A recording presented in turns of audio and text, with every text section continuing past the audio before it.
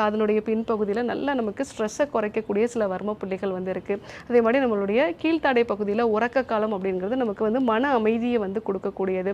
அதே மாதிரி நம்ம நெற்றி பகுதியில் வந்து பார்க்கும்போது இந்த திளர்த்த காலம் அப்படின்னு சொல்லக்கூடியது, இதுவும் வந்து நமக்கு மன அமைதியை வந்து கொடுத்து தலையில் இருக்கக்கூடிய ரத்த ஓட்டத்தையும் அதனுடைய அந்த எனர்ஜி சர்க்குலேஷனையும் வந்து உங்களுக்கு நார்மலான ஒரு நிலைக்கு வந்து கொண்டு வரும். ஸோ இந்த மாதிரி நல்ல குளிர்ந்த தண்ணினால் உங்களுடைய நெற்றி புருவத்தில் வந்து, அதாவது நெற்றியில் நம்ம பொட்டு வைக்கிற இடத்துல இருந்து தொடங்கி நம்ம புருவத்துக்கு மேல் பகுதி, காதோட பின்பகுதி, அதே மாதிரி வந்து நம்மளுடைய கீழ்த்தாடை பகுதி வரைக்கும் நல்ல ஒரு அழுத்தம் கொடுத்து வந்து நம்ம வந்து ஒரு 3-4 வாட்டி வந்து நம்ம வந்து ஒரு கொஞ்சம் வந்து கோல்டான தண்ணினால் வந்து நம்ம வந்து வாஷ் பண்ணலாம். இதற்கு அப்புறமா நம்ம கை விரலில், ஸோ பெருவிரலுக்கும் ஆள்காட்டி விரலுக்கும் இடைப்பட்ட இந்த பகுதியில் வந்து இன்னொரு கையில் இருக்கக்கூடிய பெருவிரலால் மைல்டாக வந்து ஒரு அழுத்தம் மாதிரி வந்து கொடுக்கலாம். ஸோ இந்த மாதிரி அழுத்தம் வந்து கொடுக்கும் பொழுது இது வந்து உங்களுக்கு தலைவலியை வந்து நல்லா வந்து குறைக்கும். அதே மாதிரி நம்ம விரலோட நுனிகள், இந்த நுனிகள் எல்லாத்துலேயுமே வந்து மைல்டாக ஒரு மசாஜ் மாதிரி வந்து பண்ணலாம். ஸோ உங்களால் முடிஞ்சுது அப்படின்னா நல்ல ஒரு காற்று, இயற்கையான காற்று இருக்கக்கூடிய இடத்துல வந்து நீங்கள் கொஞ்சம் நேரம் ஒரு நடைப்பயிற்சி மேற்கொள்கிறதோ,